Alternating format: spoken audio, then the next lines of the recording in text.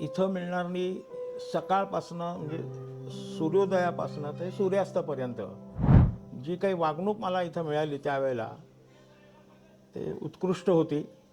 सकाळी चहा, नाश्ता, दुपारचं जेवण, संध्याकाळची चहा, रात्रीचं जेवण हे वेळेवर होत होतं आणि ज्याला आपण टेस्टी म्हणू अशा प्रकारचं भोजन आम्हाला अद्यापही मिळतं आणि आत्ताही मिळतं.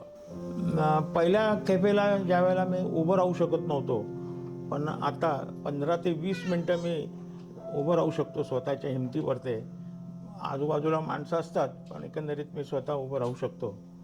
एवढी एक प्रगती झालेली आहे आणि काही दिवसामध्ये चालायचं जी मला अत्यंत आवश्यकता आहे, ती मी पूर्ण करू शकेल असा आत्मविश्वास आहे.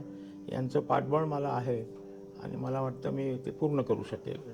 मॅडम स्वतः आणि यांचा जो स्टाफ आहे तो आपुलकीनं आमच्याशी बोलत असतो, आपुलकीनं चौकशी करत असतो आणि कुठेही काही आम्हाला जाणवतं का आपल्याला बरं वाटत नाही आहे वगैरे, तर ताबडतोब दखल घेऊन त्याची अंमलबजावणी करण्यात येते. एकंदरीत आम्ही जेवढे काही स्टाफ आहोत इथं अत्यंत आनंदित आणि मजेत आहोत.